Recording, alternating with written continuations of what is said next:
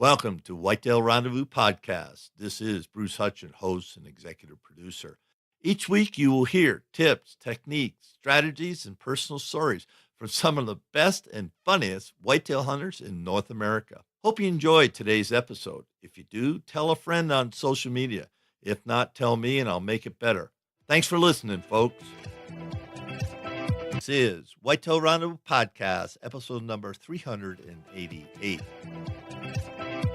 Welcome to another episode of Whitetail Rendezvous. This is your host and the executive producer of Whitetail Rendezvous, Bruce Hutchin. And I'm fortunate to have Dave Marsh on the show today. Now, Dave and I connected at the Iowa Deer Classic a couple months back, and I said, Dave, would you like to do a story about two things? One, the hunting tradition, where it is and where it's going, and two, talk to me about hunting Alaska, because I know a lot of you listeners want to go to Alaska, but aren't quite sure how it all fits together. So I've invited Dave to be a guest on the show today, and we're going to talk about those things. Dave Marsh, welcome to the show. Thank you, Bruce. Glad to be here. It was a pleasure to meet you as well, and we're kind of kindred spirits about some of the things that we've experienced and some of the things we are experiencing when it comes to the big topic of hunting, and maybe some of the things we will experience, not knowing where it all ends up one of these days. And, I echo my sentiments exactly on that. And during the wintertime, you're down in the Kentucky and doing your shows and, doing everything an outfitter does in the off season. But let's start off and talk a little about Kentucky whitetails, because I've been hearing some stories. Personally, I haven't hunted Kentucky yet, but I will. There's some awesome bucks coming out of Kentucky these days. Why is that?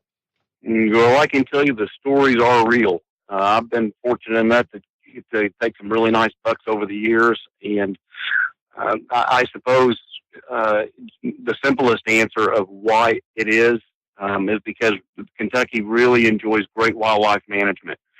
The program has had that as a single focus at first, and they were very successful in restoring the whitetail deer population. I'm 56 years old, and when I was a kid, there wasn't any such thing as a whitetail deer. And in fact, if somebody killed one, people from all over would come see it hanging on the porch or with the barn or wherever the thing was, because they were that unusual. And so those days are over for sure. And so once the Kentucky Department of Fish and Game was successful with the whitetails, then they moved on to the wild turkeys. Our season starts in about it starts Saturday, and they have been just as successful with that. It's excellent game management. These days you can shoot 2 gobblers in the spring. You can shoot 4 hens in the fall, and this is nearly statewide. So they're the ones who deserve all the credit. And then I guess the third thing, the next thing that's on the list maybe is the ruffed grouse and the quail, because they've sort of taken the back burner with some of these more popular species. But in time, from what I understand, that's the next goal. Well, thanks for that. Let's talk now. Do you hunt on your own farm, or are you hunting, state land? How do you hunt the whitetails? I hunt on private property, and I'm in central Kentucky, so I'm in horse farm country, and I'm really privileged to be able to have a spot like that. With proximity of $1 million horses, a lot of people are reluctant to have people with high-powered rifles, and that's a dynamic that won't work for a lot of people. But I've grown up in this kind of country, and I'm trusted, and it works really well, and I enjoy a bit of some privilege because of my access to these kind of areas. But it's not unique really to central Kentucky. Big deer, they're statewide, and of course Western Kentucky is probably highest on the map, and that's no surprise when you think about its proximity to southern Indiana, Illinois, and some of those other fabled deer hunting states. So how do you like to hunt whitetails? Are you a tree stand guy, ground blind, spot and stalk? No, it's mostly pasture land, open pasture land. So it's early and it's late, and typically hunting the edges, and it's sitting in the stand and choosing one that puts the wind in your favor. And spending as many hours as you can stand. Some of us, like you, I think, are pretty famous for being able to hang in there all day long. I for one, can't do that. I've tried it at one time in Illinois, and I decided that that's just not what I'm made of. I have to come out of that thing, get refreshed, and then try it again in the evening. That's just the way I've got to handle it. Understand. Now, are you hunting like redneck blinds, tower blinds, or box blinds, made out of wood? Well, I have a tripod that's a portable tripod that I like quite a bit. I nestle it in the trees, and it breaks up the outline a little bit, but it gives me 360 degrees of motion. And in the area that I hunt, you need to keep your eyes open. Now, I'm not constantly spinning in the thing because I know the areas where the deer are most likely to present themselves. But on the other hand, I don't discount some of those areas, and from time to time, I do kick it around a little bit to look over areas that I'm not that I wouldn't think are as productive. The other stands that I like are ladder stands. I don't use self climbers. Again, I said that I'm 56 years old and I'm no chicken, but on the other hand, I'm very comfortable in sitting those ladder stands. It gets me 12 to 14 feet off the ground. A lot of times, my girlfriend will hunt with me, and it turns it into some of the social hunting that hunting is and should be celebrated for. It's pretty nice to spend time like that with somebody like and experience those things together. Well, I'm with you on the ladder stands. I don't do hang-ons or self climbers anymore, and I actually I do a lot of ground blinds. Just the farms that I hunt. I'm fortunate to have some setups that either box blinds or towers or just pop up lines, and I find that's really helpful as you do get older. It's a heck of a lot safer too. Yeah, I've visited people. I have my is you might say. I'm not comfortable in those non-blinds. I don't like climbing a tree with those pegs. And maybe the stand I like the very least is one of those wood houses these days. To me, it takes me out of nature. And the reason I'm there is because I like nature. I'm not trying to get away from it. If it rains, then I get wet. And if the wind blows, then I hunt it on a windy day. I don't want to. I want to immerse myself in the whole experience. And if I want to be in a little house like that, I can stay home and that same kind of experience. So I'm just not interested in that sort of approach. But personal thing, who knows?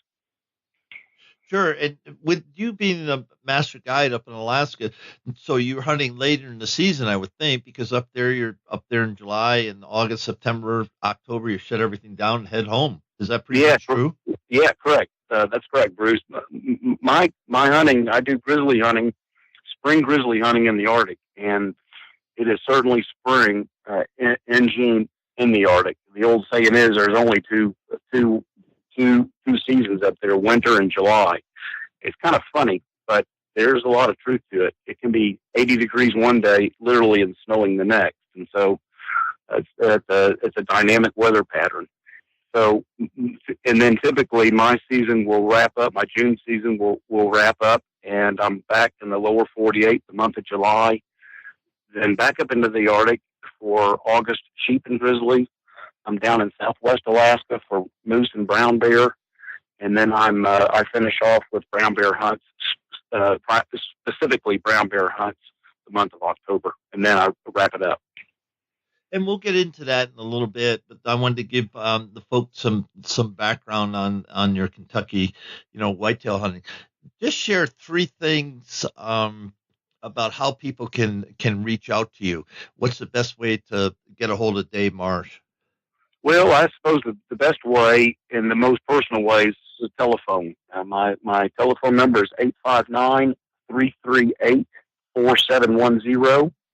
I also have a website, biggamebigcountry.com, and my email address is fairly easy too, Dave@biggamebigcountry.com.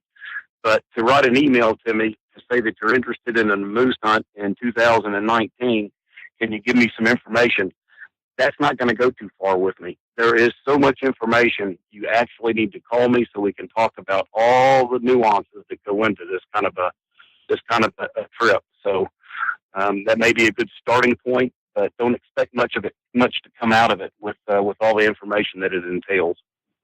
And thanks for that. And I love the 338. That's my favorite cartridge when I head places where there's big bears, because I don't carry my 375 Ruger because it is just too big for some of the critters I shoot. But I love the 338. What's your thought on big game rifles for Alaska or any place a person traveled to where, you're not the apex predator that a grizzly or a wolf is? Well, that's an interesting question. Many arguments and many friendships have been broken up over this kind of topic. But the caliber that I'm most fond of, or I'm going to call it little stuff, is a 7mm Magnum. I've shot a lot of things with that over the years, and like all of us, we just get hooked into something, and that's what we end up with. So I've done quite well with it. I would say that without question, that most guys that come to Alaska to tackle whatever we hunt, whether it be sheep or grizzlies or brown bears or moose, the 300 Winchester Magnum is the caliber of choice. I think it's a good one. I really don't have any problem with it, especially these days when ammunition is premium as it's all become, whether it be a Barnes X bullet or a trophy bonded bear claw or a Swift A-frame. Pretty nice, and it really brings some of these calibers that you may think could be just a little bit on the light side to a new dimension because of that great bullet manufacturing these days. And then lastly, I would say the caliber that I really depend on the most is my 375 H&H. It's there's just no question when you squeeze the trigger what the result's going to be on the far end. It is an absolutely devastating killer. And in my line of work, when we're going in to find these wounded things, you just have to have something like that you have total confidence in, and that certainly has given me what I need. Yeah, and I think about the times I've been up there, and I shoot 338. I shoot the Nosler Acubon 200 grain, so I can reach out and touch somebody, or I've got enough oomph to put them down. But in your line of business, every guide I've been with, he always carries the most gun that he knows he's confident in, and he can put whatever they're facing down.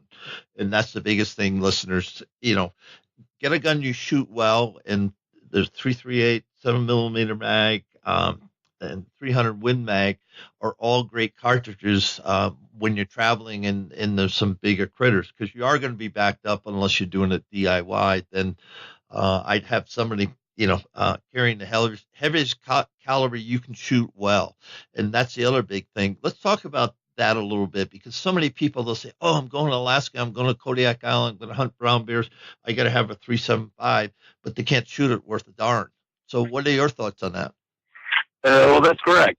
And we're back to the 300. Over time, I just have the experience that tells me that most people they max out about the 300 Winchester Magnum. That's a zipper of a cartridge, a caliber in a cartridge, and it's a handful. And I think that most people, when they get to the 338, legendary. Maybe that's what's gotten them kind of worked up about the whole thing, and they just know that it's going to kick, and so they anticipate that, and they begin to get flinching problems because of it. But so that's why I'm very comfortable with somebody that has a 338. I generally feel like it's not too much rifle.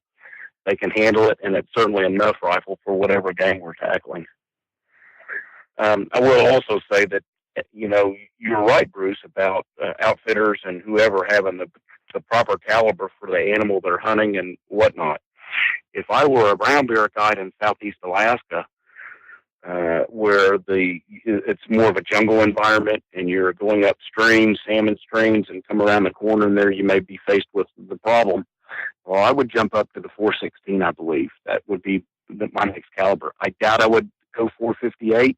Probably too much caliber for me, but 416 seems like the likely choice, and that may be what I would use there. But with the country that I'm hunting, somewhat open, and how I know that the shots lay out, the 375 is just nearly ideal for that Southwest Alaska rolling mountainous brushy country. And thanks for that. And one thing I'll add, whatever caliber you shoot the best, and 30-06 kills a lot of game because, especially if you go with a guide, take the rifle you shoot the best because you're going to have somebody backing you up. And, if you get a camp and zero in your rifle, which you should, because you've traveled thousands of miles, and everybody's going to get confident when you start putting them in the black and your group is right on, because nothing helps a guide and outfitter have confidence to realize, okay, they can handle the gun. Because every time I go to the bench when I've been traveling, you get on the bench, you get set up, and that outfitter guide's watching you from the second you get out of the plane or whatever, and get to that bench, and he's seeing how you shoot. And so have your routine down and bring confidence to the deal.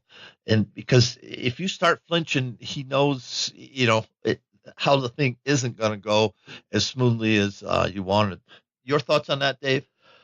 Yeah, absolutely right. From the get-go, when we meet one another, whether it be over the telephone or through an email or face-to-face at one of these trade shows, the decisions are being made, and that everybody's trying to decide how the whole thing goes, and we are each evaluating one another, and, believe it or not, that's exactly what's happening. And that process continues on the whole experience by the time we meet, when you get to Alaska, and then when you are in Alaska. So it's still a new relationship, and we're still trying to figure out the exact direction it all goes. And when it does get to the point where we're sighting in those rifles before the hunt begins in earnest, quite frankly, I may have my binoculars to my eyes to see where those bullet holes might go, but my dirty little secret is that's not exactly what I'm doing at all. I'm actually looking out of the side of my binoculars at how you shoot and how you handle that rifle, because that's much more important to me than where those bullets are actually ending up on that target. I know that they're never going to be right if I can see your shooting style is off. And so with a little time, we can get that corrected. But you're absolutely right, Bruce, that it's an important part of one of the most important parts of the process. And I definitely am going to make sure we're going to do right by the hunter and certainly do right by the game and not have errant shots that are going to lead to wounding and loss.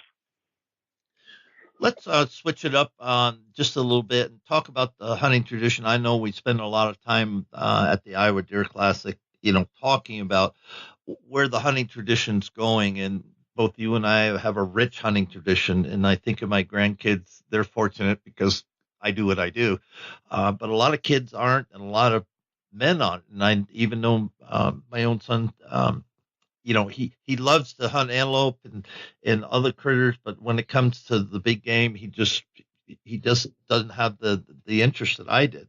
And you have to accept that. And I guess that's where I'm sharing it. Whatever kids want to do, open up the book and see what they're going to do with it, because you never know. But it's our job to introduce people to the great sport of hunting, because it is an adventure. It's just not about the kill. Your thoughts on that, Dave?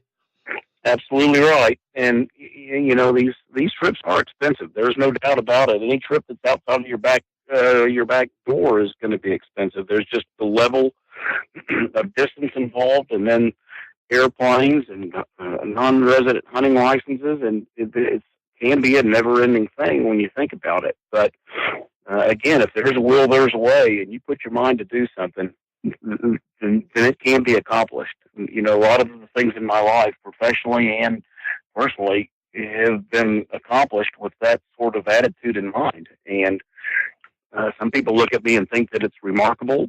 Well, I don't really think that it's remarkable. I think that it should be status quo, I guess, because I've always been driven that way.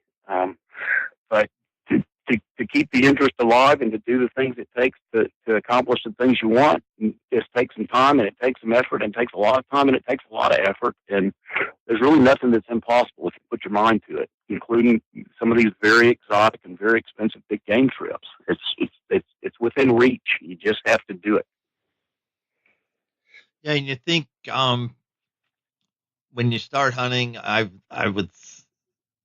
first trip out west was, I think it was 1975, and once I did that first trip out west, it was it was Katie bar to the door. Yeah, I didn't stop in the Rockies. I kept going north, and the adventures. Unfortunately, I've hunted from Kuujjuaq, Fort Chimo, Hudson Bay, all the way to Iliamna and places north of that and such. So, but I'm fortunate because that's what I decided to do in my life. I didn't join the golf club, or I didn't, I'm just trying to think the things people do and spend money at. So I did two things. I hunted and I fly fished as a young man and through my earning years. And that's how I did it, listeners. I just made the choice. And I think, Dave, you've got some more comments on that. That's it really parallels my experience too. The first time I went out west was 1976.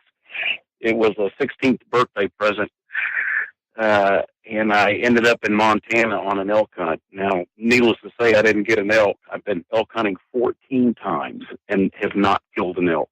So, I could say yes, and it's in five different western states, one province, early season, late season, mid season, backpack, ranchers, horseback, you name it, I've done it, and I know my way around the kitchen. But the deal is, and I don't mind at this stage because it's a great sales tool for me to tell people that just because you go on one of these trips doesn't mean you're going to get whatever it is you're after. Now, we provide hunts, we don't provide elk, so to speak. So. But I was the same way as you. I was when I just was enamored with that Western experience. And at 16, somebody turned to me and they saw me looking at that. There was an elk hanging on a meat pole from the hunt before, and that person commented, "You know what? I knew when I saw that. I knew when I saw that look in your eyes that you were changed forever, and your life would never be the same." And that's pretty observant because. That's what turned me on. That was the singular moment. Now, there's an elk herd on Fognac up in Alaska. Have you ever hunted them there? No, I've not. The permits are rather hard to draw. The antler quality is pretty small, but the bodies are huge on them. But I haven't had the interest, nor do I have the time. I'm so caught up in my own professional goings on that I don't really have time to hunt my own critters in Alaska. However, there's also a nice elk herd in Kentucky. In fact, largest elk herd east of the Mississippi, as many of you may know, that is a possibility, and I put in for that every year. My girlfriend has actually been successful in drawing a cow tag some years ago, and I went over there with her, and she was lucky enough to get one. And so and I have another friend that's actually drawn 2 bull tags over time. So when we talk about what we were talking about a few minutes ago was if there's a will, there's a way. You got to keep trying. Nothing is impossible. And there's a statement right there that shows it's not impossible. If that guy had given up putting in for an elk tag since he already got drawn, he would have never gotten a second one. So you just got to stick with it, got to keep with it, and you got to keep your fingers crossed. Yeah, and I was at ATA this winter in January, and a friend of mine had been on the show, Todd Duff, and he guides. And actually, we did the show. He was glassing on a ridge. We did the whole show from his pickup because he had good cell connection. And he said, just put in for tag. Just put in for tag until you get one, and then we'll go elk hunting. So that's what I did. So, they call me Mr. Lucky, so I might be heading your way. Hey, come on. I'll be happy to have you. We'd have some fun together, I'm sure. Oh, for sure, for sure. But what Dave and I are talking about, folks, there's lots of opportunity, and you don't have to head out west to to hunt elk. You know, most of my listeners in North America are whitetail hunters, but more and more people come up to me at shows or email me and say, Bruce, I really want to do some of the things that you've been able to do, and and I just tell them because I've got a ranch that I drew a tag on here in Colorado, and it's pricey, but his average is over 300, 330, and it's just a gorgeous ranch. And what he does with guides is says, okay, um, you're gonna have once in a lifetime hunt, 10 years. You're gonna come to the ranch, have a great hunt. You're gonna see elk, and no, it's not a guarantee. It's not a preserve or high fence. It's none of that. They're wild elk. But last year, and I saw the pictures of the bull. He took over a 400 in Colorado on a private ranch, about 15,000 acres, and for $10,000, that's a hell of a deal for that opportunity to hunt that class of bulls. So that's my 2 cents on that. And Dave, how are we doing on time? Because I know you got to do a short errand. Where are we at with that? Yeah, if you can give me 5 minutes, uh, Bruce, I'll be able to get back with you. Does that sound reasonable to you? Yep. And hey folks, we're gonna take a little break here. Dave's got to do one errand, and we'll be back, and then we're continuing the show. So at 41 minutes, we're taking a break. This is Bruce Hutchin, your host, and stay tuned for part 2 with Dave Marsh, Master Guide from Alaska. Big game, big country. You still there, Bruce? Yep. Knock it Okay, off. we're doing good. Okay, Okay. I'll be back with you in a second. Okay.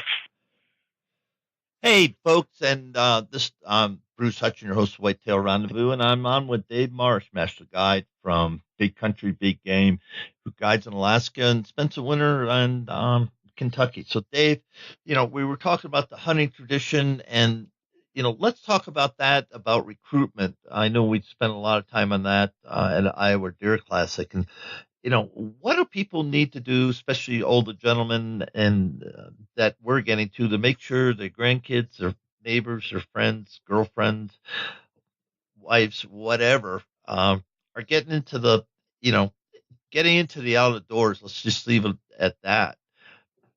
Well, I think that young need to be pushed just a little bit on it. I'm not so sure they're going to find it on their own, and I'm not so sure that if you get them started with it and they don't really seem like they like it all that much the first time, well, it might take a second time, and it might take a third time. We as adults have to make decisions for others that can't really make them, and I think that if they're led in the right way, if a proper leader leads, then a follower will follow. And I'm not so sure that all these things are going to take on the first go round. Even when a child may play football or baseball for the first time, he might not enjoy it all that much, but maybe the second time is a little better than the third time, and then begins to understand the rules of the game and how it works, and then maybe embraces it. And I think that that same approach needs to be taken toward hunting. And I think that it's also, when it comes to older friends or say partners, women, wives, girlfriends, that just by the very nature of them being invited along is enough sometimes. And to dumb it down a little bit, as it were, you don't need to go out there and then explain to her how important it is for you to find a 180 class whitetail. I think she's going to be just as satisfied to sit there and watch does come out of the edge of the woods, late in the evening, and just make a night of it, rather than to put the serious note about it all. I think that turns more people away than adds to. I can certainly say that's true even for me these days. It's not about that. It's about the whole experience. And sure, we'd all like to get lucky and get something that's above and beyond, and something that's better than average. But the fact is, we're there for the hunt, and we're there for the enjoyment of it all. And it's the big picture that what the quality experience is all about. And when you take somebody young, or when you take somebody that's not as familiar with it as you are, you definitely need to keep those kind of things in mind. When you think about that, how would you approach your wife? Let's take a listener. He's late 20s and he's married, got a couple kids, and he's got a 120. He can hunt whitetails on. What's the best way to get the non-hunting wife, girlfriend, into the stand with you? Well, I think that it can become a family affair. If the kids are somewhat involved and they like it, and then the wife likes it as well, and it becomes something that everybody can enjoy at the same time. And of course, I think that all women are. My girlfriend certainly really likes cooking new recipes and trying things out, and there's an aspect there that seems like it would be interesting to explore as well. But I don't know, just a peace of mind. Maybe when she's out there and she knew her kids were not getting into trouble, they're sort of under your wing to some extent, someplace on that farm, and the peace of mind and the enjoyment of knowing that everything seems to be more or less right in the world. I think that would be the solitude, and I think that might be enough of a selling point in a busy world. How do you say to your clients, or what do you say to clients when grandpa brings up grandson or father brings up son and they won't get off their electronic digits or, electronic tools? Mm-hmm. Well, I'm fortunate in that those things don't work in the remote country that I hunt in. So that's not an issue for me. And thank goodness it's not. It years ago when I was an assistant guide, I was pretty shocked to find that these men, this was probably in the early 90s, that these men would bring hunting magazines up to the Arctic. They're in a sheep camp, and they're sitting in lawn chairs, the camp chairs, reading hunting magazines.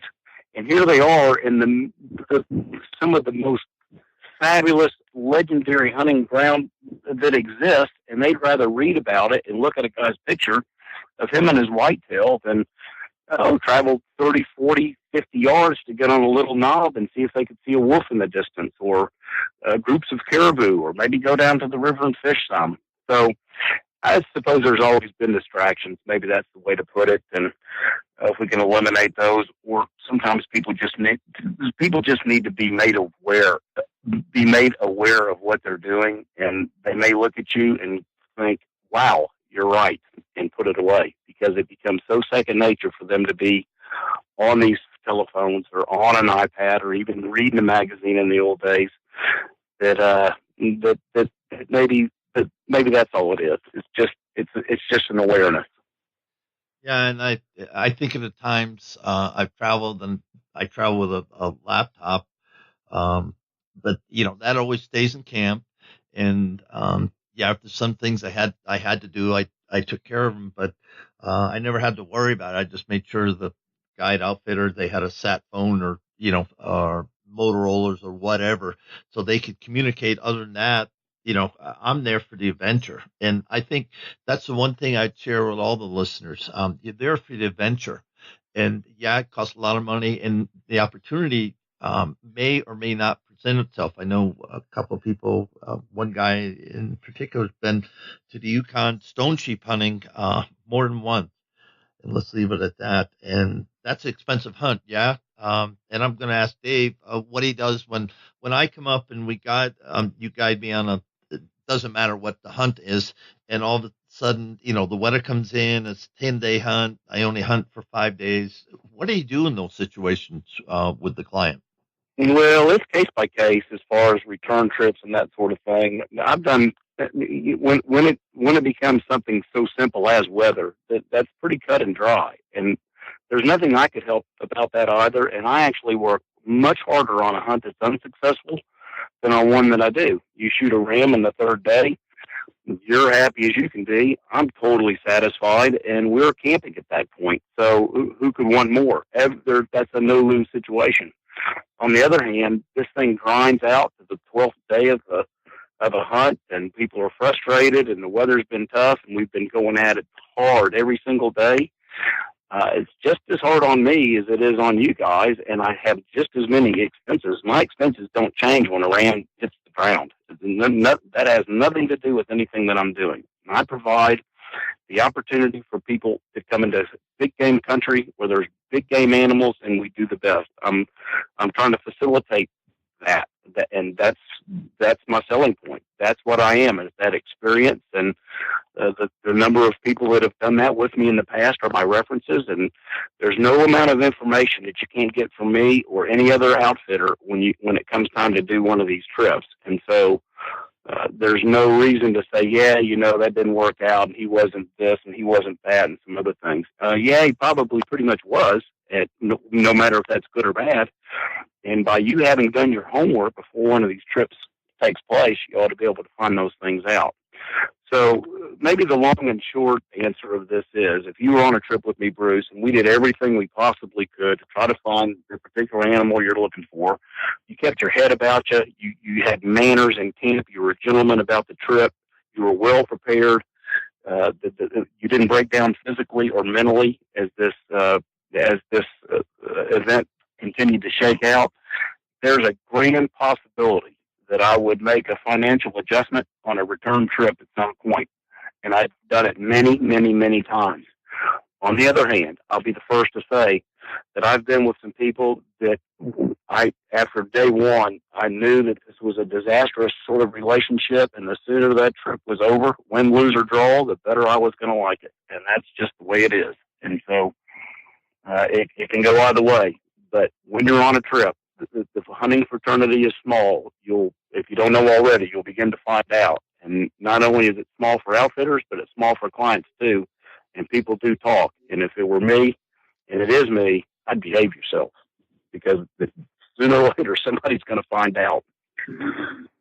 Yeah, and I think of places I go, and listeners, I'm just going to share personal stories. I've only had one bad situation with a guide and outfitter, and I'll tell you why. Because when I started doing this, I talked to some people that do it for a living, writers and such, and guys that I know had been out there and done it, and they said, Bruce, if every 5 hunts you have a bad one, that's not a bad odds as much as you're going to hunt or do hunt.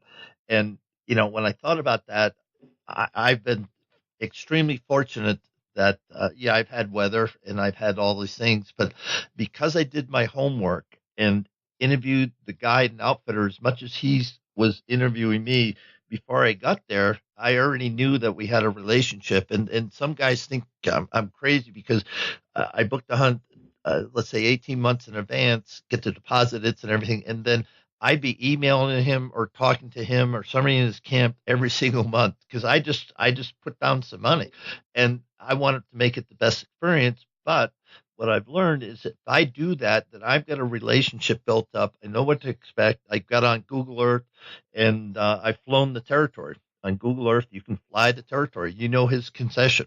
Yeah, it might be 1,000 square miles or whatever, but I spent the time. So when I get to camp, I said, are we going to go to the Three Basin or are we going to head up to Solitude Lake for that goat? Or are we going to hunt this range? And the guys look at me and go, how did you do that? I said, you told me where we're going to hunt. I'm coming up here. And so I want to know, if you fall off your horse, if you fall down the cliff, how the heck did I get out of here? And it was more a survival mode because I wanted to know that if something went south really bad, and it can, that I could get out and get back to the trailhead, get back to a road, and just wait till somebody came by and picked me up and we sort it all out. That's my thought. Your thoughts? Yep, I'm in total agreement. I think you need to engage. You're going on a big trip. The things that I offer really can be considered the Super Bowl of hunting. I mean, it's just as grand as it gets. It's even more grand than, let's call it, modern Africa. I'm not going to compare what I do in Alaska to Mozambique or Tanzania in the old days and Kenya in older days than that. But it's certainly more of a hunt than Namibia and South Africa. And I know from experience this, so it's not something that I've just guessed. And when you're in these wilderness situations that are like that, you better be committed and you better pay attention to what's going on. And I can tell you that I wouldn't leave it to anybody, outfitter, and I don't care what his reputation is, for the absolute, for safety in its most absolute form. I wouldn't go on any trip anywhere without my own personal survival kit, whether that be a space blanket and matches and trioxane bars for fire starting and a little bit of food and just something that can get you through the night. And also that pertains to a first aid kit as well. Self perseverance. You need to hang in there, and you need to be able to make it without that person, without him along all the time. Because I've been on trips that I saw some fairly reckless activity, and it didn't bother me altogether because I knew that I was going to be fine. But I don't know if most would have pre-thought those things out and been able to get themselves out of a grind if in fact they got one. I too use satellite telephones, and they are a great survival tool. There's no doubt about it. But before the hunt, before my hunts, I have a client orientation, and I tell my men where my deluxe first aid kit is. I actually have a hands-on, turn-on, use the satellite telephone. I have an aircraft radio that I have a hands-on, turn-on, communicate with the radio while they're in camp there, and make sure that they know how to use my communication equipment. What if a bear gnawed my hands and I wasn't being able to push the buttons, or I fell off of something and broke my jaw and wasn't able to communicate what needed to be done with these tools? So they need to know that, and I'm going to make sure that they do on a trip like that. And if you ever go on a trip, these satellite telephones are standard operating procedure now. I would insist that my outfitter show me how to use that phone before I left camp. I just would have to have that. Further, within my satellite telephones, I actually have cards in there that are laminated. So if a guy forgets how to use the phone, it's step by step in there. But just before the hunt, we've put all these things away and we're getting ready to leave, and I'll pick one guy and I'll say, "Hey, Bill, come here.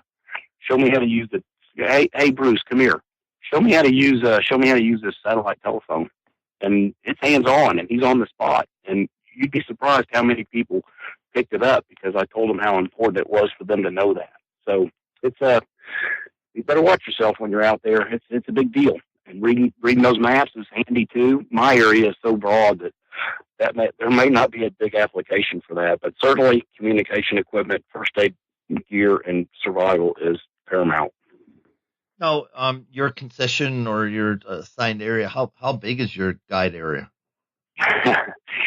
My area in the Arctic, the government has allowed me 795,000 acres, and I'm the only person that's allowed to. Yeah, isn't that great? I'm the only one that's allowed. I'm the only one allowed to commercially operate there, and it's just a privilege beyond words. It makes me the ambassador of that area and a caretaker, and it really is important to me about how people come into it and how they relate to that kind of country.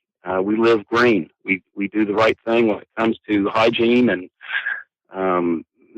getting water, and how fires are built and how human waste is handled, and it's a big deal. And we need to think about that even in our lower 48 hunting, because we leave a footprint, and we need to minimize that the best we can. My area where I hunt brown bear and moose is in Southwest Alaska, and it's in the largest state park in the United States. It's a 1.6 million acre state park, and then I have state land that's out to the side of that permitted by DNR, and so it gives me over 2 million acres of area to work with. And you're the only guy in there. Great. Permitted, right? You're the only guy permitted? In my area up north, yes. Residents, and well, they should, are allowed to hunt anywhere they want to in Alaska. But as a commercial operator, I'm the only one allowed that privilege in the Arctic National Wildlife Refuge. Secondly, the area down south, there's many outfitters that have permits in that area. But again, when you're talking about a land mass of some 2 million acres, we're not stepping on each other. And very, very rarely have I ever seen anybody boots on the ground while I'm conducting a hunt with my clients. Generally, you'll see airplanes flying over, but at heights, and people landing in the distance, or you can hear a plane revving up in the distance, which means it's coming off a lake, but you may or may not see that. And we don't interfere with each other. We don't need to. There's a lot of land. There's a lot of country, and there's a lot of animals, and there's no sense fighting over it all. I got to ask you, have you been to Kavik, Suikins, that Life is Old Zero? Have you ever met her up in America? No, Sue Evans. No, I've not. Awaken. I've not met her. One of my good friends from Fort Yukon is Jaimo Korth, and he's on a show called The Last Alaskans, and he's quite the real deal. That guy, he's really remarkable in what he's done. He lived in Wisconsin and saw, the story goes, he saw a flock of geese flying north. He was in a factory job and was out having a lunch break and saw a flock of geese flying north. And he says, "That's the life for me. I'm quitting this, and that's where I'm going." And he settled in the Arctic National Wildlife Refuge. And if there ever was a modern day Jeremiah Johnson, he is it, and he is the real deal, no question. That's great. You know, like I said, I've been a few places in Alaska, and folks, it's a hard country, and it's a country that can flat ass kill you. That's It is truly. That's Hey, Bruce, I'm really glad to hear you say that. That's the reality of that. It wants to kill you, and you better come prepared not to be killed. Because if you let down your guard, your chances are pretty good you're not going to make it. you know, you know, my 2 cents, and I know I'm talking a lot about this because I flat out love it. That you can get on the scree, and there's only one thing you can do, and you got to ride it out, and you can't tumble, and there's ways to do it, and people tell you how to do it. But or you could be in a raft, and that sucker flips. You're screwed because the water's too cold. If you're crossing a river, not a creek, but actually a river, take out all your straps, and yeah, you got to take your backpack over, but get yourself a staff and unloosen all your straps, because if you dump, forget everything that's in your pack. You want to live, and then sort it out later, because you can go downstream and find your pack. But it just goes on and on and on and on. And Dave has thousands of stories of where he's been up against it, and it was life and death. Share one of those stories when things weren't going right, and it was a rodeo with your horses, or you had a bear down and you had to go get it. Yeah, no livestock or no motorized contrivances allowed in either one of my wilderness areas. But sometimes it's the things that you don't expect to get you. It's fascinating to hear a guy talk about being attacked by wounded grizzlies, and that's happened to me without question. And in fact, it happened last June. But sometimes it's the things that, and all that's great for selling hunts, and people can be on the edge of their seat about that. But on the other hand, the thing that probably really is more important is the things you don't expect that'll get you. Two come quickly to mind.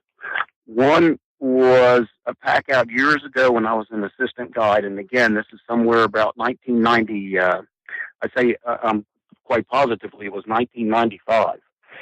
And I had two German clients with me. The father had killed a caribou. And in those days, you could bone the meat out in that particular area I was hunting in. So I had a moose pack with a Freighter frame, which Coleman came out with years ago, or Camp Trails actually came out with years ago. And I had that thing stuffed to the gills with that meat in there. There was so much meat in it, the drawstring at the top of the pack would only come close enough to about a paper plate, because of they just didn't have any more room to cinch up. And then on top of that, I had that guy's caribou head cut off at the atlas joint, right below the jaw, strapped onto the back of the pack.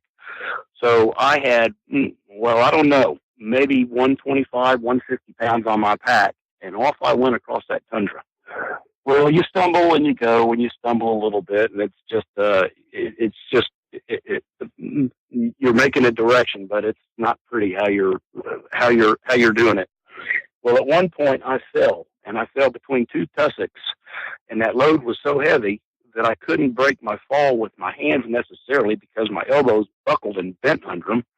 But it caused my hands to be underneath my body with no leverage whatsoever.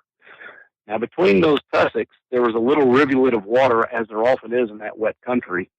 And I wouldn't say it was more than about 3 inches deep. But that meat and that pack had rolled up on the back of my head.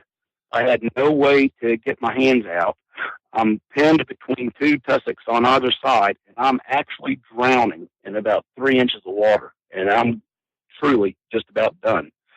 And fortunately, the guy that was walking behind me, the client that didn't have a pack, um, grabbed the bar of my pack and pulled that thing off me, rolled it over very quickly, and I gasped for breath, and I came back alive. But that's how close I came to dying in something that I would have never guessed in a million years that might be the way I'd go, and it was close.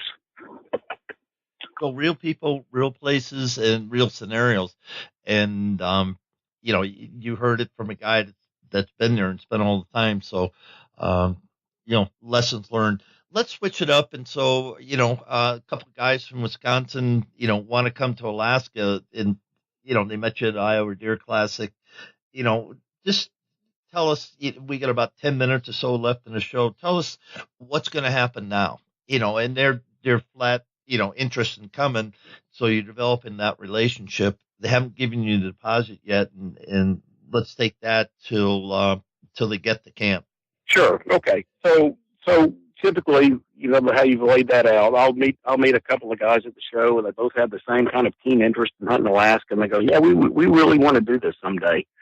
And I might come back with, well, I think a lot of people really want to do this one day. How much do you really want to do this one day? Well, we went to Africa last year, and we went to Canada a couple of years ago and got a bear, and we just really ready for some wilderness adventure. We both got a little bit of time, and we both got a little bit of money, and we've kind of settled on maybe we want to go brown bear hunting. And I'll say, well, that's great, and so I'll pull out my map. I'll show them exactly where they might expect to be hunting in broad terms, as far as lower 48 and to where Anchorage and Fairbanks on a map, so they can get themselves oriented about what we're talking about in the largest sense. Once they're familiar with the kind of country they're going to be hunting in, I'll tell them a little bit about how the hunt's going to take place, the success rates, the average size bears in the area, what they might expect, and I sort of try to find out what their expectations are too. If they're looking for a bear, one of these big bears that you see at shows sometimes that are 10.5 foot bear, the likelihood of those kind of bears being in my area are not so great. And so if that's really what they've got in mind and they're willing to pay those kind of prices that those areas command for an opportunity perhaps like that, then they're looking in the wrong spot, and I steer them to the peninsula or Kodiak Island. On the other hand, if they just want a good experience together, they want to have a chance to get a bear, maybe even a pillar phase, well, that's exactly the kind of place that I have. And the bears that I take are, on average, 8-footers. The trips are nice. It's float plane country. They spend a lot of time together, so it's not like one guy's off with his guide someplace and the other guy's off with his guide someplace. We spend time together and make build up the camaraderie of the experience and have a good time with it all. They'll have all the associated paperwork before the hunt. They'll know exactly how to fly in. There's no hidden expenses and hidden charges, and there's no such thing as small print. It's all in black and white, and I make sure everybody has that in advance, a written copy as well as the discussion that I've had with them beforehand. And then once they arrive in Alaska, I meet them at the airport, get them settled into a bed and breakfast. We have an orientation generally, and it goes over this satellite telephone we were talking about earlier, et cetera, et cetera, et cetera. Alaska's full of laws, and they're stiff laws, and there's no gray. So compliance issues are strict, and we adhere to all the rules. And I want to make sure everybody knows them, so they're not surprised if that's brought into question at some point. So in addition to all that, they'll have the necessary paperwork that will accompany them to camp. I'm a licensed vendor, so I can sell them licenses and tags as needed. And the hunt will progress for the next 8-10 days. We'll be flown out via de Havilland and Beaver generally. And we'll hunt until we get our game and celebrate after we get it, and look for more game after we've got it, and continue on until the hunt draws to an end. And then back in Dillingham at the end of the hunt, everybody gets cleaned up, has a nice stay in a bed and breakfast at the end of the adventure. And the next day, I get them to the airport with the trophies and the luggage, and off they go back to the lower 48 after having spent probably, well, what many of them will attest by the letters maybe you've even seen in my booth, the trip of a lifetime. And truly, I totally get what people are after, and I totally try to provide exactly that. The memories, the good memories of a lifetime. Now, Dillingham, Bristol Bay, fly rod. Should I Yes. pack a fly rod? Well, it's a salmon. It's actually the salmon capital of the world, truly. Yes, it But is. some of the lakes, depending on where we're hunting, if it's moose hunting, we're moose hunting, and if it's moose hunting, we're moose hunting. That's where the money is, and so it would be likely that it would be on a pothole, and you might not be able to find anything other than maybe grayling and for sure northern pike in a spot like that. So if you were really interested in doing a cast and blast, perhaps, then you probably need to concentrate on the place that has the very best of moose hunting. That's what I would do. And you would concentrate on the place that had the very best fishing. And the two may not be overlapping. So you'd need to, after a discussion with me, we could work through that and try to figure out how to capitalize on both of those wishes. Yeah, one thing I learned really quick, especially float planes and stuff, pike are fun. There's some huge pike in Alaska, folks. And every place, I've been grayling and you catch a few grayling, you get some bacon or oil and you get the skillet going and you throw some onions and some potatoes. That's pretty good eating. Yeah, it doesn't get much better than that, especially if you have surf and turf and it's coupled with moose heart or tenderloin from even black bear. Black bear is awfully good to eat in Alaska. Those blueberry-fed black bears are phenomenal with that marbled meat, and it's something to behold. So when do you decide, that this client's, gonna measure up, and because there's gonna be some times when you talk a person enough, you just go, I'm booked, or whatever you want to say. It's pretty good, but you're kind of putting me on the spot a little bit. Well, but that's truth. I mean, we're talking It is true. Listen, people, their money and their time comes hard. So does mine. And there's no sense in somebody signing on to a deal like this with somebody that they aren't completely compatible with. And that goes both ways. And they're making decisions at those shows just like I'm making decisions at those shows. I do turn a lot of people away because I can tell that their focus is just different than my offering.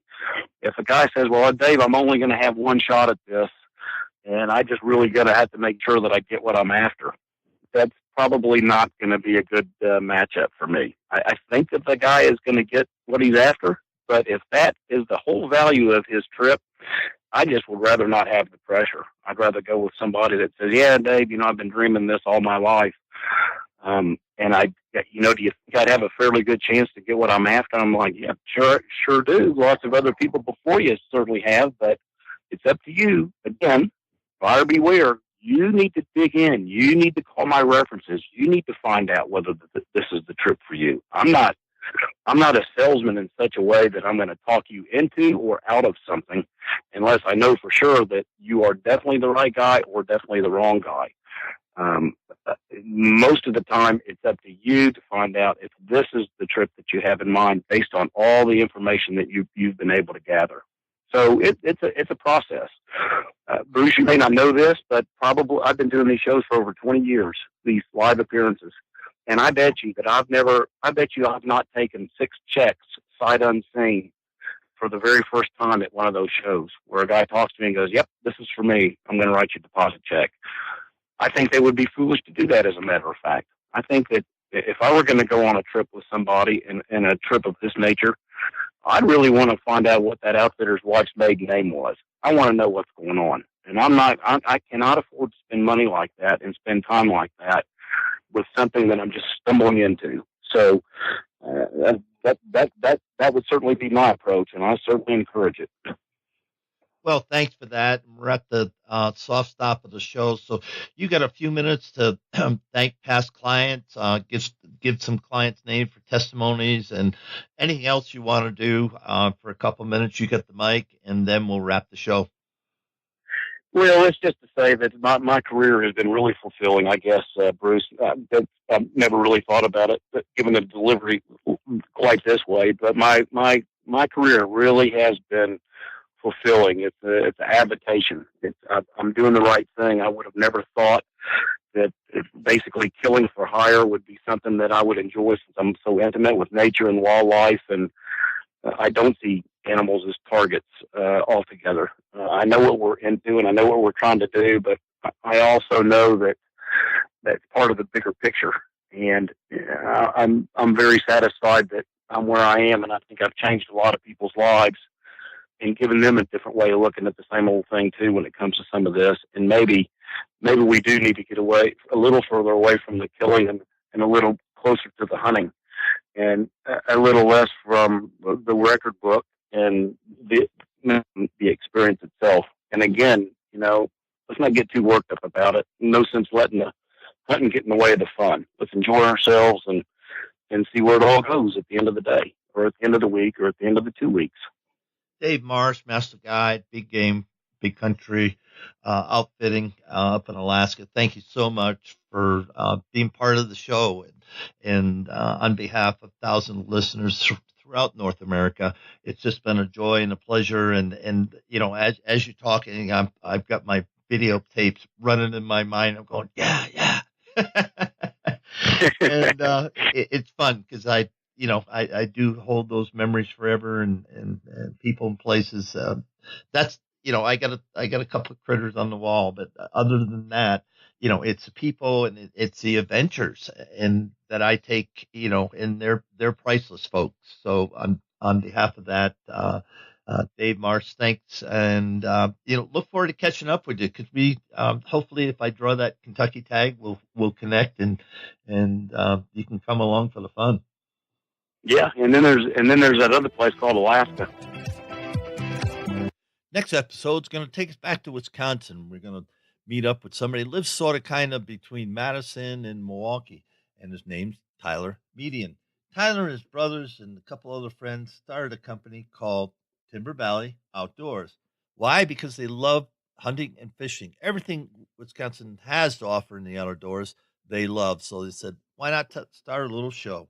And it's grown into a big show, but the thing I want you to grab from the show is hunting suburban deer. Tyler's going to answer those questions when you listen to the show. Thanks for joining us. Be sure to tune in tomorrow for another episode of Whitetail Rendezvous, where you can listen and learn from the experts so you can be more successful on your next hunt. Until next time, listen, learn, and succeed.